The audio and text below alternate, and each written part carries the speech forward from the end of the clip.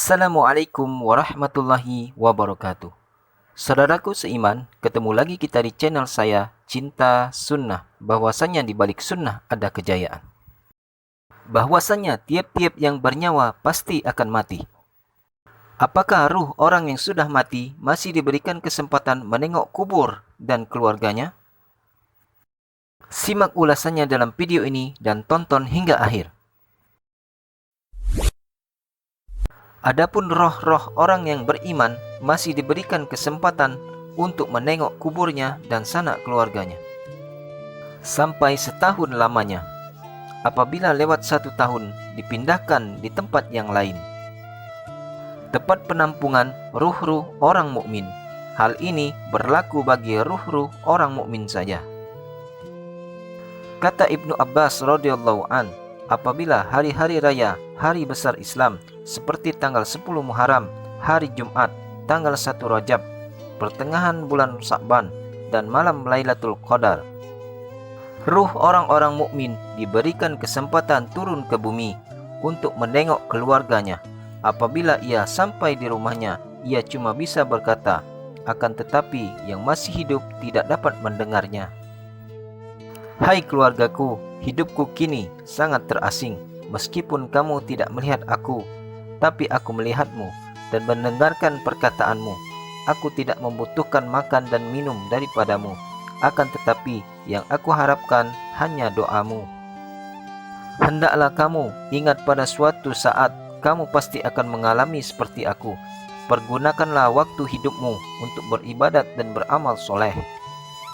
Berbuatlah segala macam kebaikan, itulah yang sangat bermanfaat bagi dirimu. Apabila jika didapati anak istrinya rajin ibadah dan tidak lupa mendoakan dia, giranglah dia, berbahagialah dia, serta dia lalu mendoakan kepada Allah Subhanahu wa Ta'ala untuk keluarganya. Lalu kembalilah dia pada tempatnya dengan merasa puas hatinya. Namun sebaliknya, jika dilihatnya keluarganya tidak beribadat atau berlaku maksiat, maka kembalilah dia dengan perasaan kecewa dan duka cita. Oleh karena itu, keluarga yang masih hidup jangan lupa akan keluarga yang telah tiada dengan ucapan istighfar, mohon ampunan dosanya kepada Allah Subhanahu wa Ta'ala.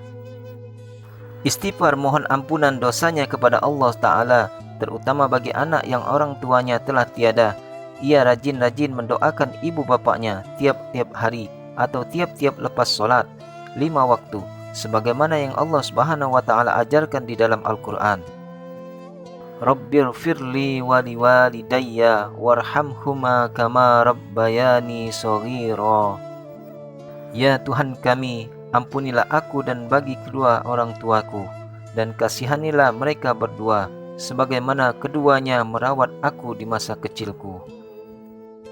Wahai saudaraku, apabila orang tua kita telah meninggal dunia, maka segala amal perbuatan kita akan diperlihatkan oleh malaikat kepada orang tua kita. Jika amal perbuatan kita yang baik, maka orang tua kita akan menerima dengan segala senang hati dan mendoakan kepada kita. Sebaliknya, jika perbuatan kejahatan, keduanya akan berduka cita dan kecewa. Maka beruntunglah ibu bapa yang mempunyai anak yang soleh, yang selalu mendoakan dia. Sebab si anak bisa besar dan dewasa sampai dia mengerti ibadah dan taat kepada Allah Subhanahu wa Ta'ala berkat didikan orang tuanya. Kata Nabi Muhammad SAW, amal manusia yang tidak putus mendapatkan pahala di sisi Allah Subhanahu wa Ta'ala ada 3 perkara. Yang pertama, amal jariyah. Yang kedua, amal yang soleh, yakni anak yang soleh, dan ilmu yang diajarkan kepada orang lain.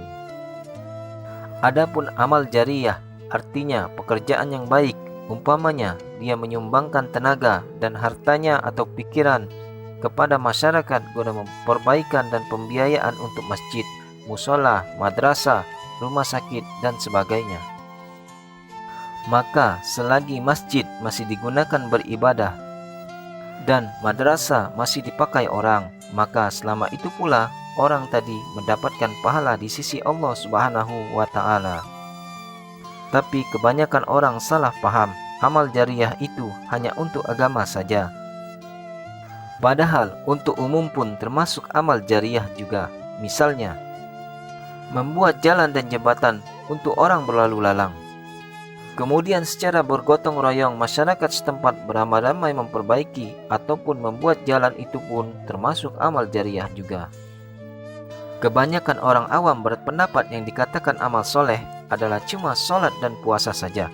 Padahal tidak demikian. Yang dimaksud dengan kata amal soleh adalah perbuatan yang baik, baik dalam pandangan manusia dan juga pada pandangan agama.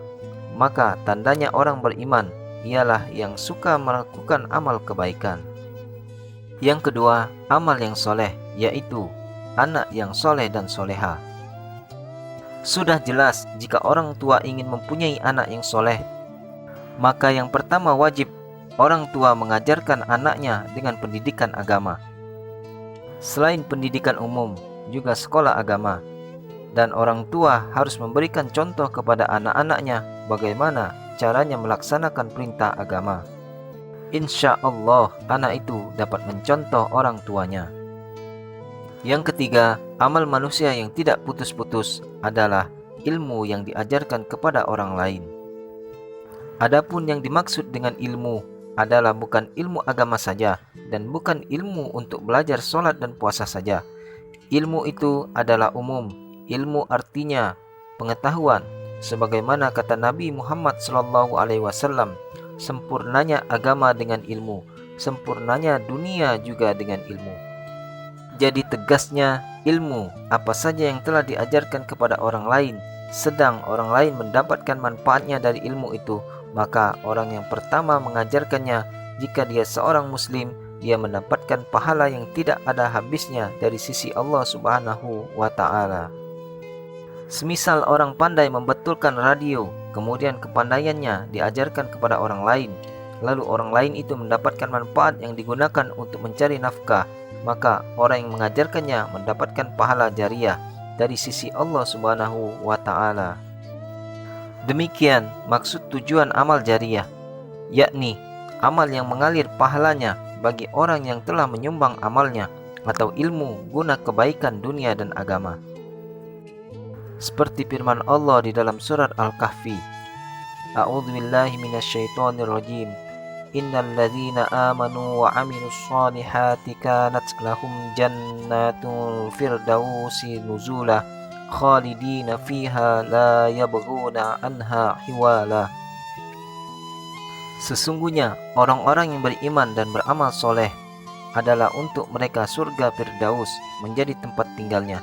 Mereka kekal di dalamnya dan mereka tidak akan berpindah-pindah daripadanya. Wallahu a'lam. Demikianlah pembahasan kita kali ini. Semoga bermanfaat untuk kita sekalian. Dan jangan lupa dukung video ini dengan cara klik like, subscribe, agar kamu dapat menonton video-video berikutnya. Akhirul kalam, wassalamualaikum warahmatullahi wabarakatuh.